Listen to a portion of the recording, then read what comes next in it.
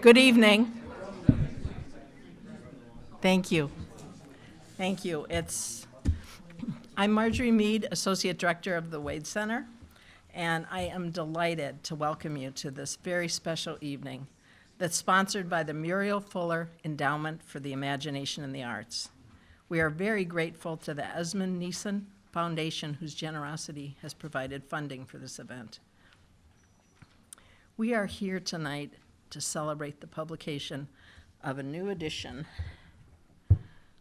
of Dorothy L. Sayers' 12-part cycle on the life of Christ. This is the Wade annotated edition of The Man Born to be King. It was published by IVP Academic.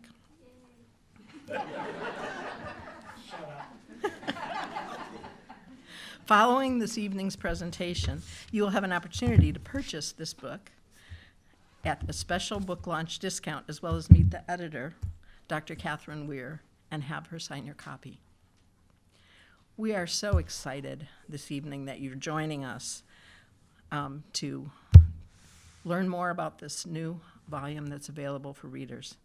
The work includes numerous new notes and annotations on Sayers' 12 radio plays, as well as the front matter from the first British edition, which tells the incredible story of the controversy that surrounded the original broadcast of these radio dramas in World War II England more than 80 years ago. To give you just a small glimpse of the significance of these plays to the people of wartime Britain, here's what the Wade Center's good friend and Chesterton scholar Aidan Mackey wrote to us just a few days ago from his home in Oxford.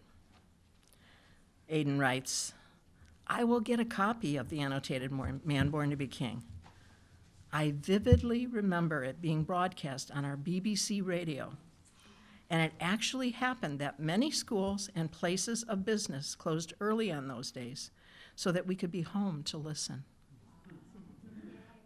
Aidan is over 100 right now, and a sharp and wonderful man. Dr. Wehr is a Sayers scholar. Editor of this new annotated edition will be the one guiding us through this evening. She received her PhD in divinity from the University of St. Andrews, where she wrote her dissertation on The Man Born to be King. She is a musician, songwriter, and creative artist, as well as an author whose work has appeared in the Journal of Inklings Studies, Transpositions, and the Wade Center's own journal, 7. She is also the managing editor of Logos, a journal of Catholic thought and culture. Immediately following Dr. Wehr's introductory remarks, Mark Lewis, head of Wheaton College's Arena Theater and director of this evening's readings, will offer a brief word to help prepare us as listeners for what he intriguingly describes as an experiment in radio drama. Professor Lewis will also introduce the 9 gifted actors that we are privileged to have with us this evening, all connected to Wheaton College's theater department, who will be bringing these excerpts alive for us. After each scene, Dr. Wehr will be sharing background information that's drawn from the annotated edition, and that will include Sayers' use of scripture as well as material from the vast scholarly resources she drew upon when writing her plays. This evening we have a unique privilege.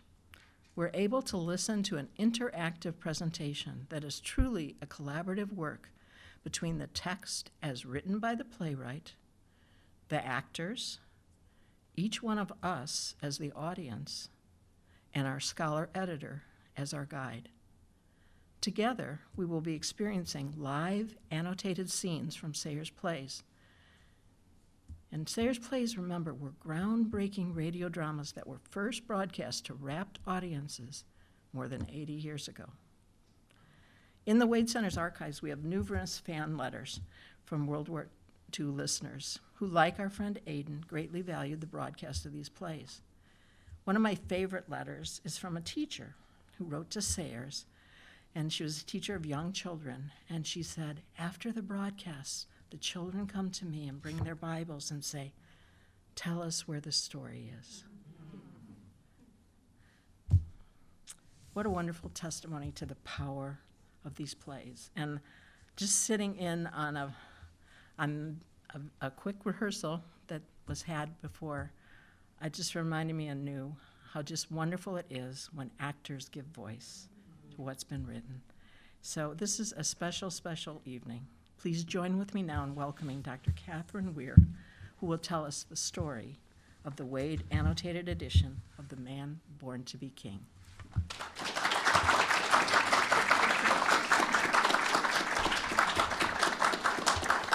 Thank you. It is such a pleasure to be here and to present this book. I think of coming to the Wade Center like it's like a retreat center for academics. It's just such a special place to be. So to be here, to have done so much of the research for this here at the Wade Center, but also to come and partner with the Wade Center on the book and to really work as a team on it has just been a real pleasure. There we go.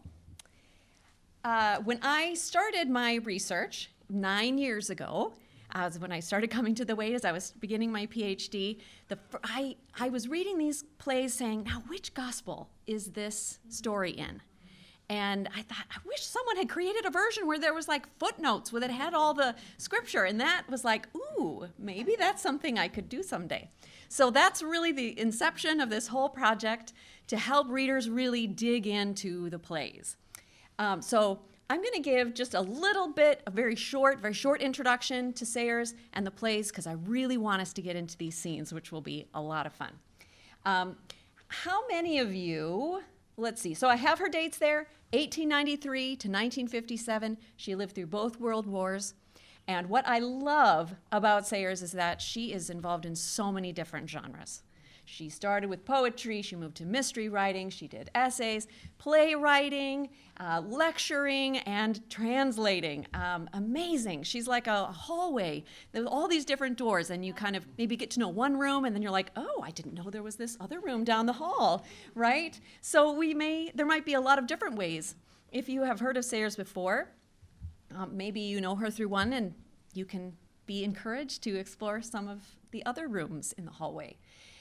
So I made a little kind of timeline to give us. I'm just going to give us a brief overview, because I really want to focus on the plays themselves, but just to orient us here to her times.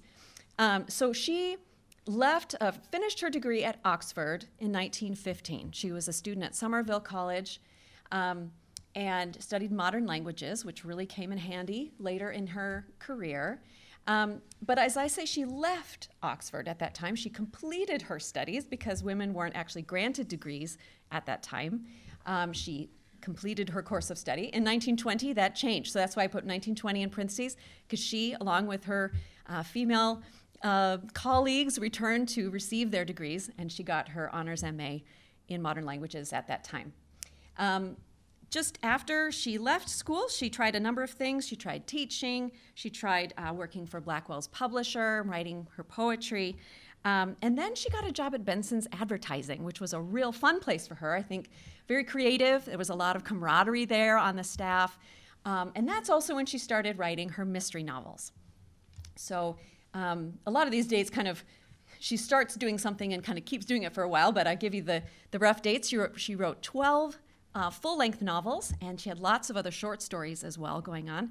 She was a part of a club called the Detection Club, and in that picture, you can see she's holding a skull, and that's Eric, who is the mascot of the Detection Club. And so other people in that club, G.K. Chesterton was in the Detection Club, Agatha Christie was in the Detection Club. They often co-wrote short stories together for the newspapers, and there are a few radio mysteries that they wrote together as well. So a lot of fun stuff there. Then 2 pictures there of her son John Anthony and her husband, Arthur Fleming, known as Mac. And then in 1929, she published her first translation from medieval French, the Tristan and Brittany. And then she had another one in 1957, so I kind of lumped those together, The Song of Roland. But that, particularly Tristan and Brittany, I think was something she had worked on as part of her MA, so it was sort of a fulfillment of that earlier academic work. Coming up to where I have Canterbury Cathedral there, because she, in the late 30s, started writing plays for the festivals that were happening at a lot of the cathedrals around Britain. So she wrote two just before the war for Canterbury Cathedral, The Zeal of Thy House, and The Devil to Pay. And she had written one play before The Zeal of Thy House, but this kind of began a lot of her more theological thinking. She was doing more, a couple, Christian plays, but also then starting to write some essays, some other things that were more revolving around her faith, whereas her mystery fiction had a few connections here or there, but there's really kind of a new theological voice that we see coming in the late 30s. So that brings us to the time of The Man Born to be King. So she had some stage plays, as well as, very importantly, she was asked in 1937 to write a 1-hour children's nativity play, which was called He That Should Come. And that was a great success, and so she was asked by the BBC to write then a whole series of plays on the life of Christ. So The Man Born to be King, it kind of actually takes up right where He That Should Come leaves off. So He That Should Come is a nativity play, and the first of the plays in The Man Born to be King is an epiphany play. So it's when the three magi come. So just continuing, we'll obviously come back to that. But right in the middle of the war is when she kind of fell in love with Dante. And that's something that, a love that lasted the whole rest of her life. She continued to write a couple more plays during that time, but most of her time was spent writing articles about Dante, lecturing about Dante, and doing her own translation of Dante into kind of a colloquial English. And it really is thanks to Dante that we know a lot about Dante in the English language. We might not have the same kind of interest in it if it had not been for her and her translation. Today, I think some people might not necessarily think it's their favorite translation, but particularly her writings about it. There are 3 books, 3 collections of her essays, and those are really still very essential to the study of Dante's Divine Comedy. So that is a whirlwind tour on Sayers. I'm just going to skip that. Okay, so let's dig into The Man Born to be King. I'm just going to give you a brief overview, and then we're going to have some scenes. Just so you know, these didn't come out of the blue. It wasn't her own thought, I should write plays on the life of Christ, but the BBC commissioned them. And so Dr. James Welch, who was the head of religious broadcasting for the BBC, he wrote to Sayers and asked if she would consider writing a series of plays on the life of Christ for the Children's Hour, which the previous play had been for the Children's Hour. And I thought one of the best ways to talk about kind of her thoughts is to use her trinity of the artist that she develops in her book, The Mind of the Maker. So as you see there's 3 kind of points of her trinity: the idea, the energy, and the power. So the idea is the book as you think it, I have this great idea, I just have to write it, right? But the idea is there, and it's kind of a thing in and of itself, right? And then the energy is the book as you write it, the process of doing that, of creating the work of art. And then the power is the book as you and they read it. It has a kind of ongoing life. And Sayers relates this to the Holy Trinity. But let's look at how this relates specifically to The Man Born to be King. So when Sayers wrote back to James Welch, she had a very clear idea in her mind of what she wanted the plays to be about. If she was going to be the one to write them, she's like, these are my conditions. I want Jesus to be a character. Now that seems almost obvious to us today, right? We're used to things like The Chosen, right? It's so popular right now. Can you imagine that without Jesus? But, of course, at the time, from the time of the Reformation up until into the 20th century, it was illegal for there to be a representation of a member of the Holy Trinity on stage. So for someone to be able to portray Jesus was not allowed at all. After that law changed, they could do it, but they had to get permission from the Lord Chamberlain in the government. So that's for someone to actually portray Jesus as an actor on stage physically.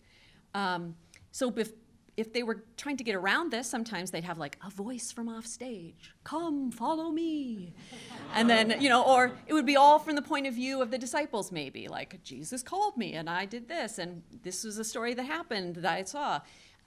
Or there might be a bright light on stage.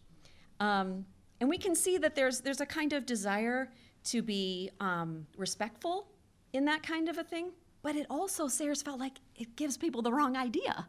Right? That Jesus is kind of this disembodied voice, or he's not really human. And she felt like that was problematic. So she really wanted Jesus to be a character.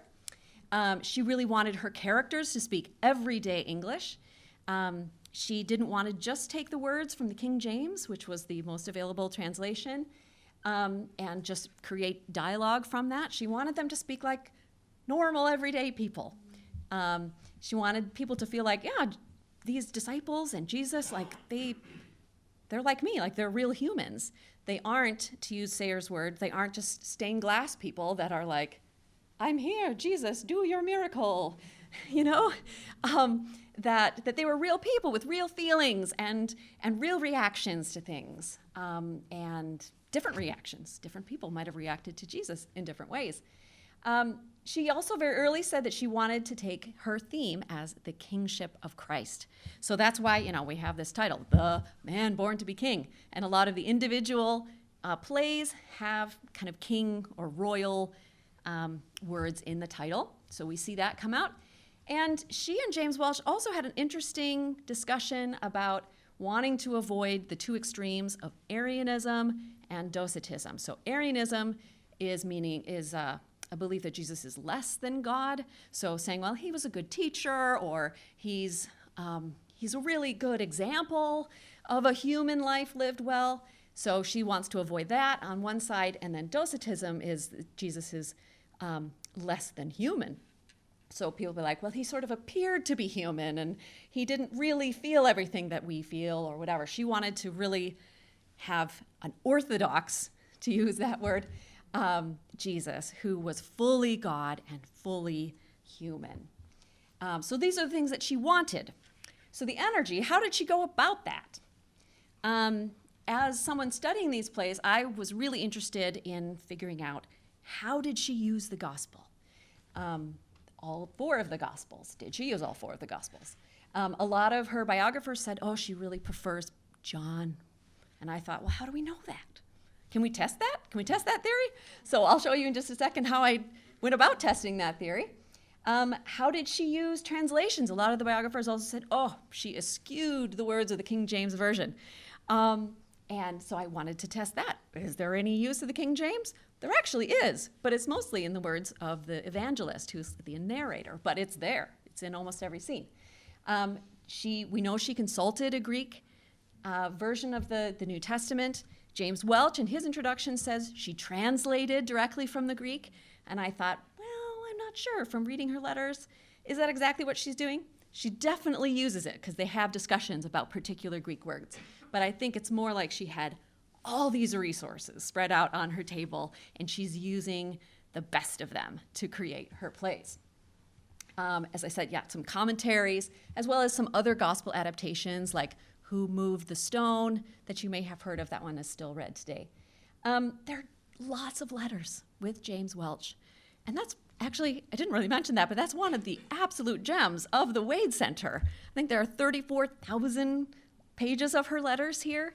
So what a blessing to be able to come here and look through them, and particularly to look at, for these purposes, her letters with James Welch, which are very deep and theological, as well as dealing with the different controversies that happened. Marge mentioned that there was a controversy, right? These things that she insisted on were things that people actually objected to. They thought, oh, this mystery writer is going to take on writing about Jesus. Surely it's going to be, offensive in some way, or what she's going to do. She's going to ruin the story. She's going to be, she's not going to have a respectful take.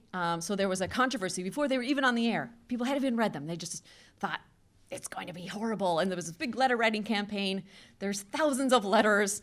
I've done some research at the BBC archives, and there's just these folders and folders of people saying, please don't let this get on the air, or people saying like, things are happening in the war and it's all your fault. You have to stop these plays and then God will bless our side. Like the fall of Japan. So it, or what was it? Sorry. Thank you. The fall of Singapore. I'm like, that doesn't sound right. We were fighting Japan. Thank you, Crystal. So anyway, because of this controversy, there was involvement from the CRA committee, the Central Religious Affairs Committee of the BBC. So there was this group of clergymen. They got to read all the scripts and look out for anything that might be offensive to the pious. But actually, they became some of her best advocates and really loved the plays and said, actually, what she's doing is wonderful, and please put it on the air. Occasionally, there are things, and those create some interesting letters for us. There are little things that they talked about, but overall, they were big supporters of the plays. The influence of scandal and popularity, of course, she was writing them over the course of several months, well, actually years, but from the time when the scandal happened, it was about 10 months before the end of the cycle. So she was writing while they were on the air. They became more and more popular. It became more and more clear that they weren't really only for children. Everybody was loving them. So by the time we get to the crucifixion play, we'll have a scene from there. It's kind of like the gloves are off, and she's being really honest about what that would have been like. So, all right. So the idea, the energy, the power we'll talk about. So as I said, I wanted to test my theory about the Gospels. This is just a boring chart, a snapshot from my PhD of how I went about using Kurt Aland's synopsis of the 4 Gospels to analyze how she used Scripture. So there's a column for Matthew, Mark, Luke, John, and then I created a column for the Man Born to be King so that I could look at how she's using Scripture, what pieces, which particular verses within different pericope. But who's going to read this chart, right? Nobody. It's like 45 pages long. Now, with this new version,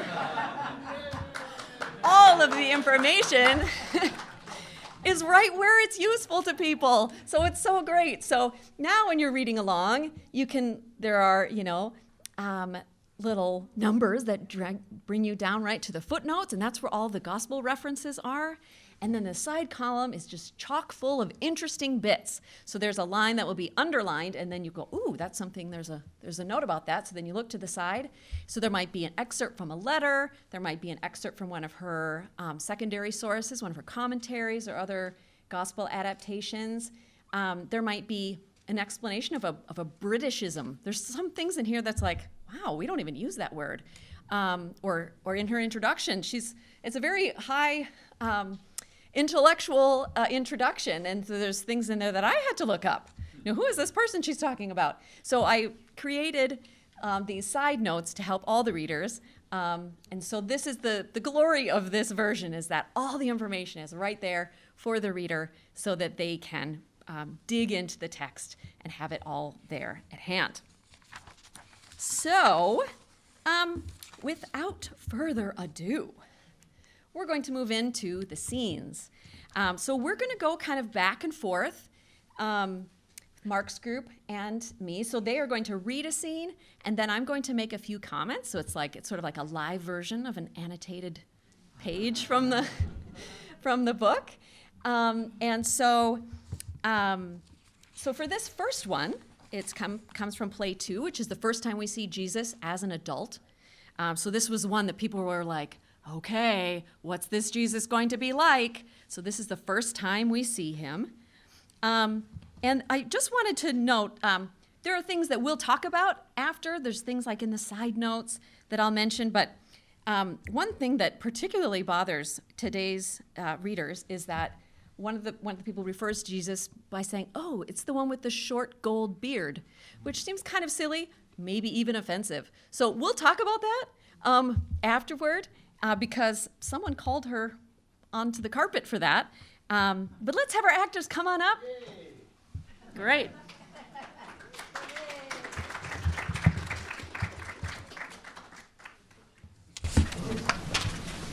Thank you, Katie. So glad to be here. This is a representation of a family that is Arena Theater. We're coming up on a 50-year anniversary of Arena Theater at Wheaton College. And we have in the room tonight Ken Johnson, I think actors from just about every decade of Arena Theater's existence, which I think is super cool. So I want to quickly just say who's who here. I'm Mark Lewis. Yes, Emil, yes. And we'll get to introduce you. No, but I love having you here. I'm the professor, director of theater at Wheaton. This is Annie Varberg Benson. She is a Chicago theater maker and professional in other ways. And she's here. What year did you graduate? 2015. 2015. Okay. Emil Ginter. Got to tell you a great story. Emil Ginter, James Yagashi met before tonight. Before 10 minutes ago, but Emma was in diapers, and they had not seen each other since. So Emma was also a Chicago actor and director and professional in many other ways. What year did you graduate? 2020. Yes. James Yagashi is an old friend of mine, Arena Theater actor from the Jim Young days, a New York professional actor, quite a career. We invited him to come back and be in Arena Theater for these days, where there's a lot of great discussions that James is a part of, that we think are important, and so grateful that you are here. James will be reading Jesus tonight. He loves that idea. James, what year did you graduate? 95. Yes. Zoe Service, current student, workout person, art major. No, interdisciplinary art, and what else? Theater and theology. Theater and theology. Yeah. Zoe is here. You will graduate, we hope, in 2023. Kathryn Wehr, also a Chicago actor, and you graduated fairly recently. 22 years. Yes. Professor Allison Gibson from the English department, our dear friend, loves being in the theater. We love having her there every time she is there. And to her immediate left is her daughter, Charlotte Gibson, who is a veteran of Arena Theater production. And we're just so excited. Andy Mangan is a professor of theater at Wheaton as well. So we're going to try to do this thing. Just two quick things, and then we'll go. One is radio drama. Right? We lost an idea in our culture of what this really is, what radio drama is. You know, if you close your eyes, you will be receiving, in some ways, what these audiences were receiving. The thing is, culturally, we've changed. We're now so used to being stimulated visually, right? It's all part of it. But what I said to the actors in terms of how I think this stuff operates is, your main acting partner is the script. We're not here to act for you, the audience. We're not here actually to partner with each other. We are here to somehow partner with Dorothy Sayers and to try to bring this stuff to life, if we can. The thing we don't have is the BBC production team. They were the people who put in all the music that was intercostal, all the sound effects, all that stuff. So you're just going to have to kind of stick with us. It'll be confusing sometimes, but then Katie will explain it all to us. All right, so this is the first scene. This is the baptism of Jesus. John is in the middle of baptizing people, and we catch the crowd, family in the crowd, talking about what they're seeing. Thank you. So there's so much there that we can unpack, right? So a couple things I want to just highlight that are in the side notes, but maybe there's a burning question that someone has as well. So I first wanted to address this issue of the short gold beard, which seems kind of silly, as I said, maybe offensive to us today. So on page 101, some of you already have books, but on just the side note here, I have one. I've underlined the word short gold beard, and then I wrote, Sayers answers a listener's objection to giving Jesus golden hair. And she said, the golden-haired Christ is traditional in the West at any rate, but I do not suppose there is any factual foundation for the tradition. From a purely dramatic point of view, it was convenient for me as enabling speakers in the crowd to suggest, very briefly, a personal description which was distinctive. So obviously she's thinking about Western paintings of Jesus where we do see Jesus with golden hair a lot. But it's nice to hear her say, well, it probably wasn't historical. and something we might not do today, right? If the chosen, if that Jesus had blonde hair, we might balk at that as well. But she does mention that a few times, and I would say my first copy of it, every time this, Jesus is mentioned having golden hair or a golden beard, I always wrote, "Oh, Dorothy," in my side. But it's at least nice to hear someone, objected to it, but then she had to answer it, right? It's just a lovely interaction that she has with her readers. Let's see. The one other thing I thought would be really good to mention is that when James Welch read this script for the first time, he wrote to Sayers and said that those at the BBC who were reading it, he said, "We were all a little shocked by the theophany," which means the appearing of God, God's appearing. So there, Christ being revealed to be Christ. He says, "To see Jesus just after the tremendous experience, passing the time of day with an old friend of the family and almost cracking jokes with children was startling. I expect this is obvious to you, but our unanimous witness is relevant to production because your treatment of the theophany is going to startle, even shock listeners. When properly produced, we feel it will go across big." Which is kind of cute. And she says, in response, Jesus undergoes a really terrific experience, terrific in a terrifying kind of sense, perhaps, but we feel as though the world ought to have stood respectfully still and just be like, "Ah," right? But instead, it comes chattering and clattering in on him, occupied with its own affairs. So this is a really good example of the way Sayers is working really hard to balance those two things, Christ's divinity and his humanity. So showing this divine moment that where his divinity is revealed, at least to John and to the child, which is a very interesting way that she tells that story. But also his humanity, right? He takes the time to just talk to an old neighbor who really didn't understand what had just happened to him. But he has a very human interaction with her.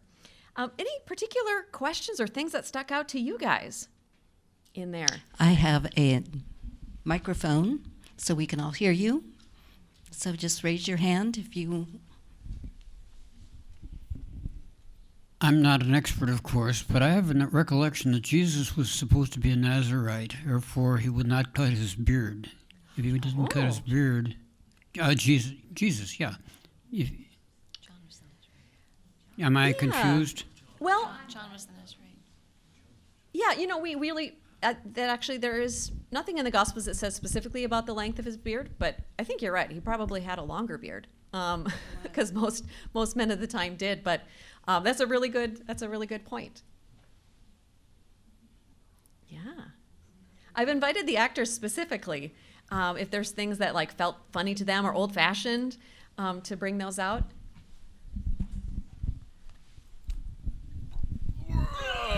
Can I ask about the use of the sort of the Jewish sort of calling of each other? It's interesting to me because obviously this is 1942, and really the world didn't know. They knew how horribly Jews were being treated in Nazi Germany, but they didn't know the extent of it. Right. The St. Louis, only 3 years ago, was rejected by every country outside of Europe and had to make its way back. I'm curious, sort of, was Sayers operating on any of that kind of cognizance of the persecutions of Jews in sort of introducing this kind of Jewishness in the dialogue? It's hard to say. In the dialogue itself, I'm not sure, but she was definitely trying at very specific moments to include some things. So James Welch was actually in contact with the chief rabbi of the United Kingdom, and so there's parts where he actually gave music for, they needed a hymn to sing, and so he actually provided the music for the original recording so that they could sing an actual Jewish song. There were other things, so there was some consultation with Jewish people. Sort of as radical as sort of what you're talking about, what she's doing with the treatment of Jesus as well in the show? I'm not sure. I mean, I think she was going for what felt authentic to her, but also, I mean, she was very clearly wanting the people of the United Kingdom to feel that these were their people. She chose accents, regional accents from around the UK. She said, I don't want them to sound like they're all like a bunch of college students from Oxford who are somewhere to do a mission, right? She didn't want the disciples to all sound like they were upper class. So some of them, like Andrew and Peter, had very northern accents specifically because they were Galileans. John and James had a little higher class accents because they had a little more learning because they were connected somehow to the priestly line. And that kind of thing. Matthew is a Cockney. And so he drops his H's and he has a lot of slang that he brings in. So that kind of thing, she wanted it to feel like there are a lot of different people.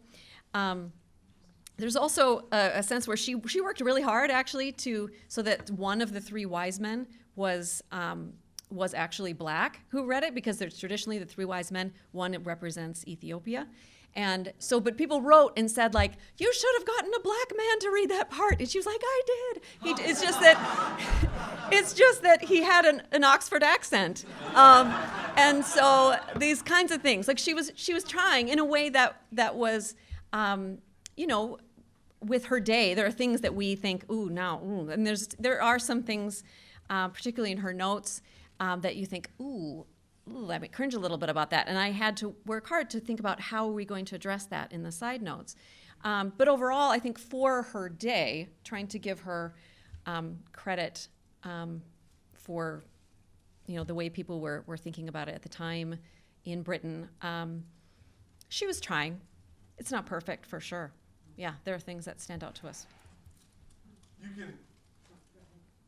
Was I next? Sorry. I don't even like... No. You can really see how in that scene she's cognizant of bringing a listening family into that scene early on, right? Mm-hmm. Because you hear the context of these siblings fighting, and really probably brought a family around a radio. Yes. Familiarity to that experience of seeing Jesus. Right, and actually the first few plays she specifically includes child characters because she's much more conscious of these plays being for children, for the children's hour. Those things fade away. There are much fewer children in the plays, except for some really naughty children on the way to the cross who are throwing eggs and tomatoes and stuff.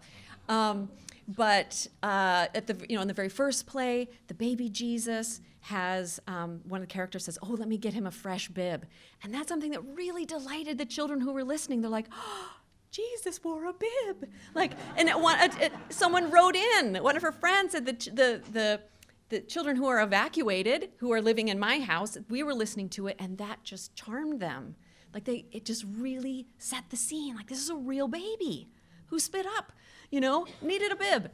So that kind of thing really caught people's imagination. So, good. I think. Do you have something? And then we'll keep going.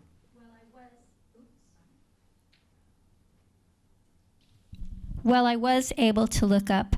Yes, we know that John the Baptist was a Nazirite because even when the angel foretold said that John the Baptist, that the woman should drink neither wine nor strong drink, and he shall be filled by the Holy Spirit even from his mother's womb.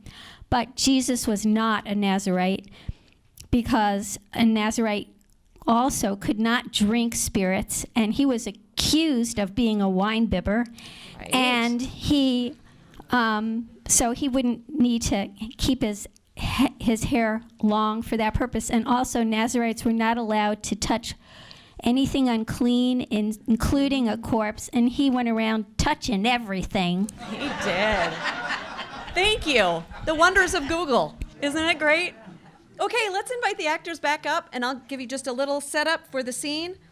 This next one takes place in the house of Lazarus. So this is kind of the traditional Mary and Martha scene, but Sayers really weaves several things together, as you'll see. So it's an interesting use of scripture.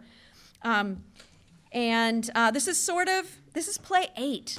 We've jumped quite a bit here. Play 9 is the triumphal entry.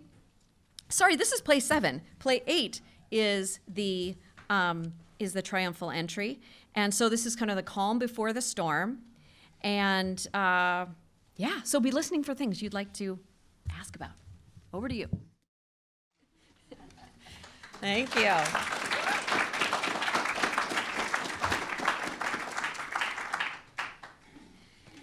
So, how many people, let's do a show of hands. How many people were like, what? Mary of Bethany? Mary Magdalene? Same person? Did that stick out to anybody? Right? So that's what we call a composite Mary. It is traditional, and it certainly is in a lot of Western art. We see that there is that conflation. In Sayre's day, it was actually still very traditional. It wasn't until the 60s that Mary of Bethany was given her own feast day. And therefore, then the feast day became Mary, Martha, and Lazarus instead of just Martha and Lazarus. So Mary Magdalene had her own feast day. So there is something to that it was traditional. But Sayre's was aware that there were scholars at the time who were starting to really push that these were different women. And so, there it is. But she said, it's from a letter again, these precious gems. I don't care if the critics have said that Mary Magdalene and Mary Bethany are different people. Church tradition has always made them the same, and we can't have all these hopelessly disconnected characters. And she says, it is undesirable to have so important a character as the first witness to the resurrection introduced suddenly at the foot of the cross without any background whatsoever, let alone the confusion created by the multiplication of Marys. So she definitely received letters about this, but she felt like it served her purpose as a dramatist to not have all these Marys. But she also took a real sense that, this is something that actually, for instance, St. Augustine proposed, and that other people, so she basically said, well, I guess I'd rather be on the side with St. Augustine. So there, she actually says that. I am firmly writing play 7 with the Magdalene background for Mary, and neither codices nor Archbishop Gore nor Archbishop Temple nor the opinion of various correspondents who will probably write and object shall move me. So there. So there we are. But she, of course, does give her, did you notice, red braids? That's also something we see in a lot of paintings of Mary Magdalene, that she has red hair. Probably, again, not historical, but I think she's wanting to help people make connections to maybe famous paintings that they have seen, that kind of thing. The one other thing I really wanted to bring out is that in her notes, because she has notes before each play, so like I have an introduction to the play, then there's Sayre's notes and her character notes, and then the play itself for each of the plays. But she talks about Jesus' God consciousness in this particular scene. So, which is, for a theologian like myself, kind of troubling, because you think, it brings to mind Schleiermacher, who is a German 19th century theologian, who used that term to say that maybe Jesus wasn't really God, he just sort of like became aware of this God consciousness. And so I wanted to research that, and I thought, ooh, that can't be what she means. It clearly isn't. I worked really hard. It doesn't appear to be any connection. It doesn't seem like she read Schleiermacher or was really aware of that. But maybe that term was in the air, and it was convenient for her to use, meaning that Jesus was sort of aware of his divinity, that his awareness of his divinity kind of comes to the top at this particular moment. So we see him quoting, that's from the book of Proverbs, about the wisdom of God being there at creation. But I love the way there's a little word that John's character says, like, "Ooh, Master, of whom was that spoken?" Because it sounds autobiographical. So that's an interesting bit there. There's also that speech by Mary Magdalene about coming in to the scene at Simon the Pharisee's house. That's from Luke 7. That one of her sources, Edwards, who wrote The Upper Room, he has actually a very similar description. So of that kind of moment, because he also has the same composite Mary in his book. So in the sidebar, I have that there. So you can like read Sayers' version, then you can read Edwards' version and be like, oh, maybe there was some influence there. Good. Any things that stuck out to people, to the actors or to anyone else?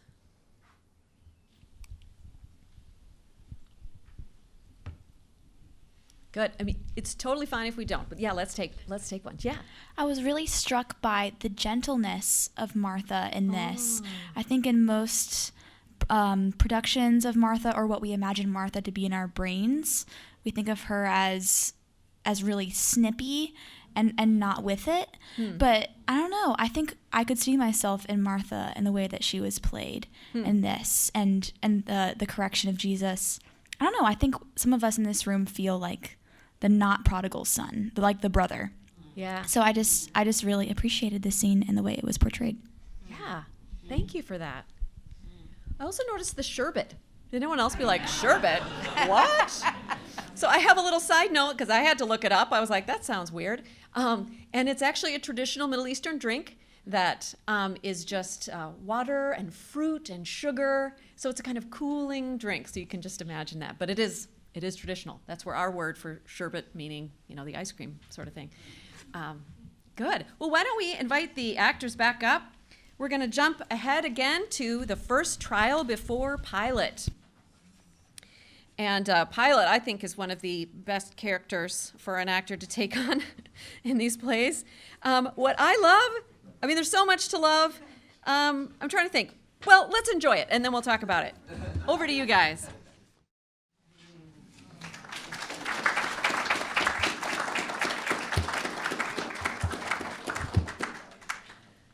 So, wasn't that clever, the way she had him switching between Latin and Greek? But all in English? I love that. Like, everything I say in Latin is off the record. Don't write that down. Good. So much fun there. And there are a couple moments. The one thing I wanted to, two little things I wanted to mention. There's that moment where Jesus says, the king, that is the right word in one sense. I feel like Sayers she kind of misses an opportunity there. I want Pilate to say, in what sense? So that Jesus can tell us in what sense. But of course, she has to follow the Gospels there, right? People would know if she had an explanation that Jesus didn't give in that particular scene. So she follows it there, but it feels like, oh, we could have learned something about the kingdom, right? She's got this kingdom theme. So that's something that I think is interesting. But we see from the manuscript, and there's a few notes in the side column where she's working with that because she's trying to figure out, how am I going to express that? So that's interesting. Those wonderful charges, isn't that great? Right? We don't know from the Gospels exactly all the charges that were there, but this lovely list, which actually pretty clearly comes from one of her sources.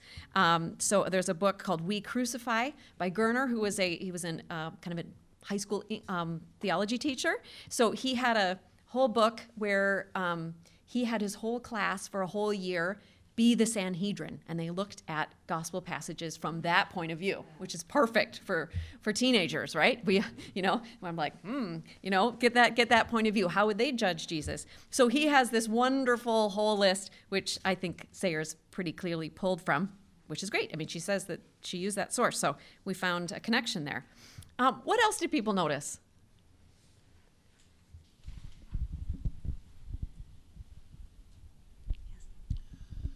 It doesn't really show up so much in this play, but in the earlier ones, Caiaphas is a very significant character and rather impressive one. Can you talk about Caiaphas as a character and how Sayers used him? Yeah. Oh, yes. Yeah, right. I didn't pick a scene where we really see Caiaphas at his best, but I think Sayers had a lot of sympathy for him as a real person. We only have a few little words of his in the actual New Testament, but she gives this wonderful characterization because she's really puts in his mouth the real political situation, the really tightrope kind of situation he was in between the Roman government and between the Jewish Sanhedrin and the people, and just the zealots, the kind of nationalist groups that were around too, and he was really trying to just hold things together. And it's only a few decades later where it all came tumbling down. So we know it was a real tightrope there, but she has this wonderful characterization of him as like a true politician. And he, I mean, you'll have to read the plays to see more of it, but he is a really wonderful character. And I think gives me a lot of sympathy for the historical character of, historical person of Caiaphas. Okay, let's go on to the road to Calvary. We'll try to get, we have this one and one last scene after this. This one is pretty short. This is on the road to Calvary. As I mentioned, the beginning of the scene, before we get to here, there is this tumult of people, these, as I said, naughty children who are throwing food at the two people that come before Jesus, people that are jeering at them. I mean, it's really a spectacle, something we don't understand today about, it being a public spectacle to have for executions, right? But Sayers really wanted this to feel real. And before this, she, as I mentioned, she has some back and forth with members of the Central Religious Affairs Committee. One of those members was the Bishop of Winchester, and he was maybe kind of her sharpest critic. I think he took it unto himself to, I need to look out for the pious people. What will they be offended by? But the things that he keeps, anything where there's slang, he pushes against, anything, and she says to James Welch, like, if he's pushing back at this, what is he going to do when I get to the crucifixion? When people are literally spitting on Jesus, jeering at him, slapping him, like, there has to be a realism. Like, I'm not going to have them swearing, but they have to insult him. What is he going to do? And so she actually, through James Welch, goes to meet the Bishop of Winchester. And through that meeting really wins him over. We don't know exactly what they talked about, but after that, his letters, his comments that come through James Welch are much warmer. And by the end, there's a letter where he says, "Oh, the plays were numinous," and so so she really won him over. But this very famous quote, she says to James Welch before her meeting, she says, "It was a dirty piece of work. Tell the bishop." So here we have the friends of Jesus after the jeering crowd has sort of subsided, and then it's like the microphone moves in the studio to the friends of Jesus. Let's hear what they have to say.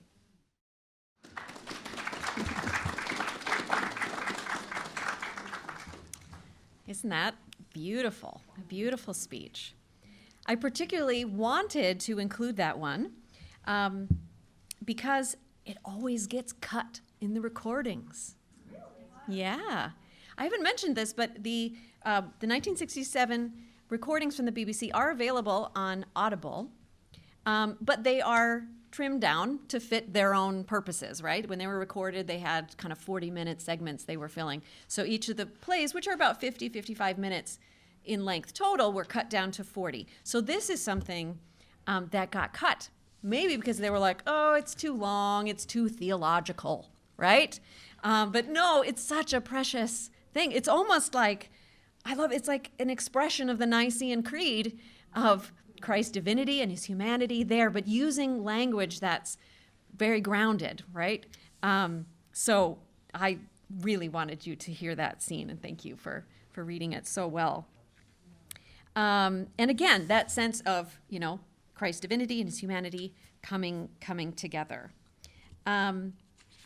Just for the sake of time, we just have 5 more minutes till we promised we would. Okay, well, I want you to hear this last scene, which is one of my favorites. This is from the Resurrection play, play 12, The King Comes to His Own, and this is the lodging of the Zebedees. So this is one of the resurrection scenes, and Sayers does a cool job of weaving a couple together. And let's hear it, and then we'll discuss it.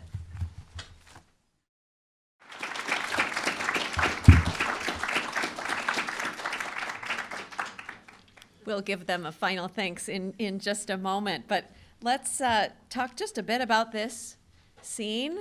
There's so much that she's put in there, right? Did anyone notice why Thomas was absent? Because he was sitting with Peter.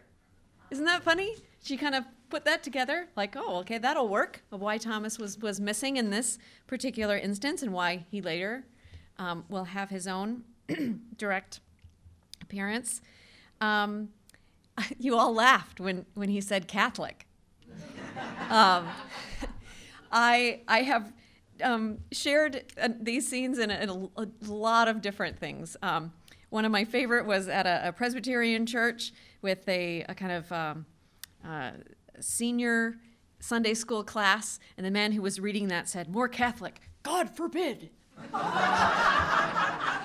He didn't know that I'm Roman Catholic. And when I did a presentation on these plays for the C.S. Lewis Society in Oxford, I had a whole row of Catholic priests in front who all went, ho, ho, ho. It was very funny. But Sayers, I mean, it's a good point. I have a whole sidebar because Sayers loves that word Catholic. She really wants people to understand that the meaning universal. She uses that word all over the place in her writings. And one of the things that I did as part of my dissertation was write a chapter on Sayers as a Catholic. So she was an Anglican, an Anglo-Catholic, but she used the word Catholic to describe herself. She meant it also in terms of broader kind of Christians who, rely on things like the creeds and the councils. And so she sees a real, what she calls the combined Catholic front between Anglicans, Roman Catholics, and Eastern Orthodox.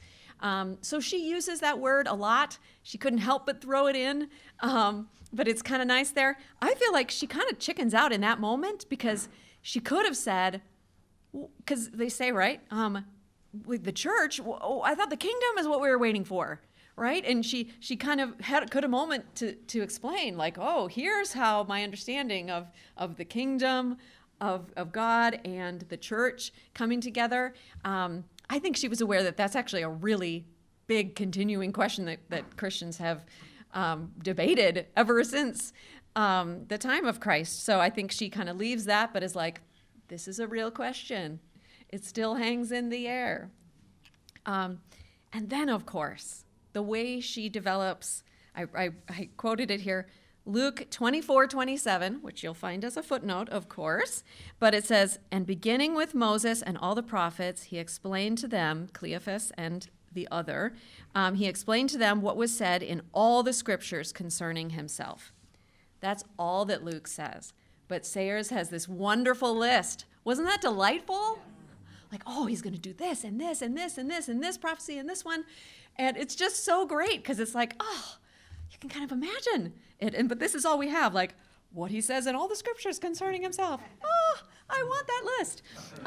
So Sayers gives us a partial list at least. So what else did you notice?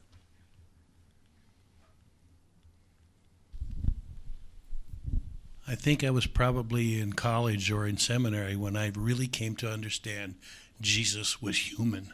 And she has communicated that especially well. I think it was the trial before Pilate, that scene, when Pilate said, "Let's get this done so I can go to breakfast." Yeah. Humanity's jumped out, and that's the way through all of it. And she's done a good job getting your attention. Yeah. Yeah. And in that scene, right, where he's just come through a locked door, but he wants to eat. Yeah. Right? And it's kind of a funny thing in the scripture. You're like, well, why would he do that? That's kind of odd. But it really is as a witness to his disciples. No, I am really alive. I am not just a phantom. I'm not a ghost. I'm a real human being. I still have my human nature. It doesn't, obviously, there are less restraints on it now that it is a resurrected human body, but still human in the truest sense. Yeah. Anything else? Okay. Is Jesus actually saying all will be saved? It sure sounds like it. Oh, let's go back there.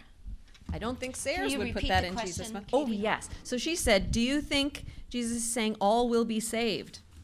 I don't think so. Let's look at that again, because what Jesus actually says is that he has gone to visit the souls in prison, right? And do they know you? Are you their master too? He says, I am the good shepherd. I know my sheep, and am known by them, all of them from the beginning of the world forever. So I really don't think this is universalism here. I think what she's saying, all of those that are his sheep. But that's a good question. That is not, I don't think that would be consistent with Sayers' theology, but that's a good question. Yeah. Anything else? Any general questions now that we've come to the very end? Yeah. I have one question. Do you know whether the directors of Chosen did any study of her communicational protocols and techniques to enrich their own way of communicating? That's such a good question. Chosen is such a popular series right now, and I think it's actually a really good parallel because of the length of the series of Chosen. So the question was, did the producers of Chosen, are they aware for stuff? I don't know, but there are some things that, there are a lot of different portrayals of the life of Christ, but I think just because of the length and the amount of material that's possible, they're a really good comparison. But I don't know. I think watching it, like for instance, her Sayers, we haven't talked about Judas at all, but she has Judas as a very intellectual character, which is very different than in The Chosen. And Matthew, of course, is a very different characterization. And because here Matthew is very worldly wise, which is the opposite of the Matthew in The Chosen. And so Sayers sees Judas as like the best possible disciple because he was so intelligent, but because of his intelligence, like his intelligence gets in his way.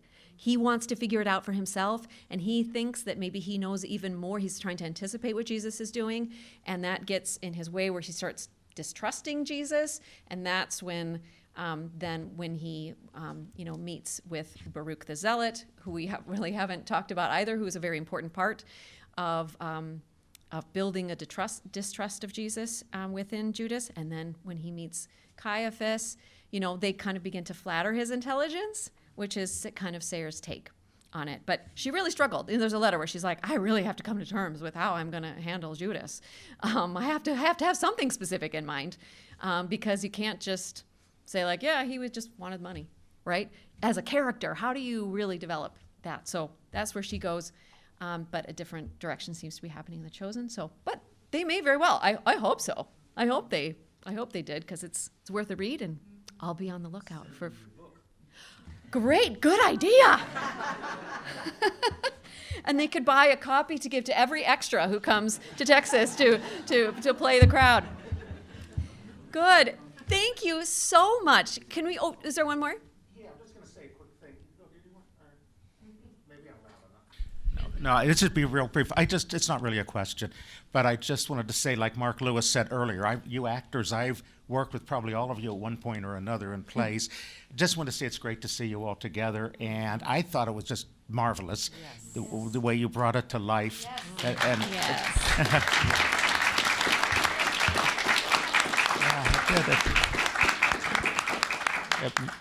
it just came to life for me and everything, and I guess Dorothy Sayers had a little bit to do with that, but it was mostly you guys.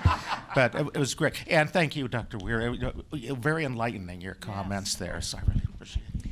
We have a request that the actors stand and tell their names again from the audience. They so appreciate what you have done, so if you could just do that.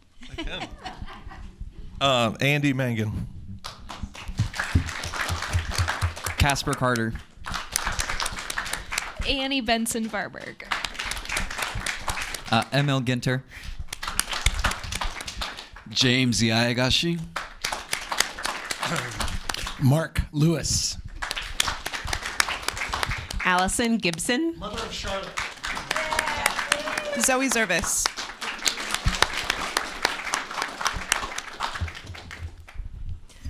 Wow. Thank you all. Can you see why we're excited? If you don't know, C.S. Lewis read this book once it was published in 1943, every Holy Week as part of his devotional reading. that tells you something. There is so much in this book. I only wish I could bring all of you to my house when I'm reading it. Because, okay, I'll hold you. I'll hold you.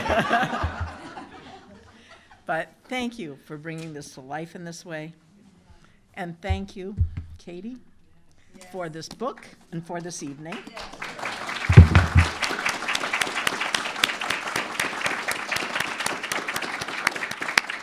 And thank you all for being part of this collaborative evening, benefiting from this. I'm going to ask Katie to slip out. You can greet her and meet her. She'll be in the museum area of the Wade Center front of the building. So thank you again for coming, and thank you. Thank you, Mark. Thank you, everyone. It's wonderful.